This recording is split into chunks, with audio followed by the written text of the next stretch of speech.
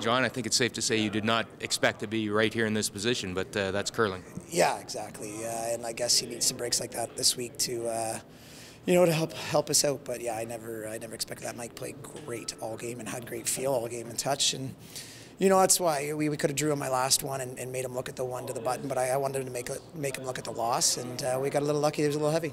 Yeah, and those tend to even out over the years, but you've been around the sport long enough to know that you're not going to win a championship without some of those going your way. Oh, yeah, 100%. You need a couple of breaks. And, you don't generally see skips miss the forfeit here draws. And when they do, and you hope you're the team that they miss them against, and we were lucky today that that's what happened. Right. Did you feel the intensity level ramping up out there today?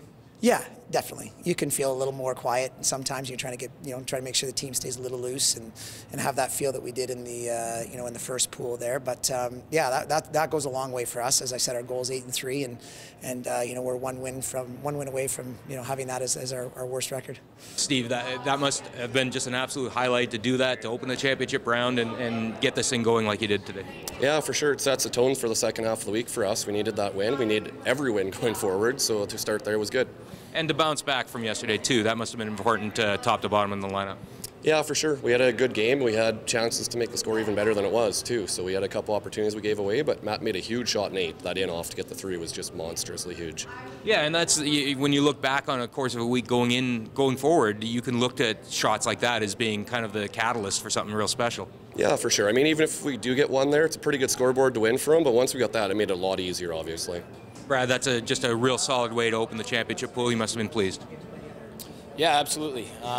Trying to think what went on in that game. It's a little bit of a blur. We got a nice break. I think we stole 2 to go up, and just once again just kind of cruised and controlled the game from there on. And we're in the championship pool now. Every game's huge. Every win's big, and it's good momentum going forward in this championship pool. And I imagine that was a team you probably kind of wondered about, because they come off an emotional high last night of winning and getting into the pool, and you never know what you're going to get from them. I mean, those guys, they're seasoned guys. They're throwing the rock great. They're obviously playing well enough to get in the championship pool, which means you can't take them lightly, and we certainly didn't. We came out and played them like we would play anybody else, and we're just happy to get the win. Right, and you must have felt a different vibe out there this afternoon. Yeah, well, for sure. I think at first when we got out there and I looked around at the teams that were left, I kind of thought to myself, that here we go. This is where all the entertainment and the fun is really going to start, and it's really just pleased to have an opportunity to fight for this championship. Solid way to start the second phase of this competition. You must have liked the way the guys responded. Yeah, it was a great game. I thought we played real well, no big mistakes, put the pressure on Reed and got a couple misses out of them, but yeah, that was our best game by far, I think. Well, especially in light of, when we're talking to you roughly this time or a few hours earlier yesterday, and you were not that happy with the way the team responded. So what was the message to the team, and how do you think they've responded? Really, you know what, there wasn't much of a message. I think we made the mistake of, the night before we went out and had a big meal, and we were probably a little logy, I guess, a little sluggish. And when we came back last night, I liked how we threw. I liked how we came back after that game, and today was no different. So, lesson learned. No big stakes the night before a big game like that. On behalf of me, I'm not going to follow that rule, but when we look back to last year's Brier, and there was a wake-up call there that was very kind of a definitive moment.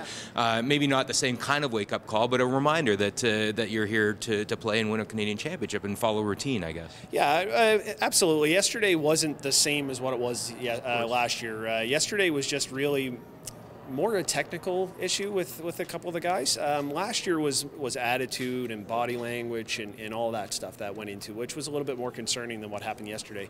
We had a chance to go out and throw a few last night, and that kind of corrected some of those mistakes, and we discussed a little bit of it.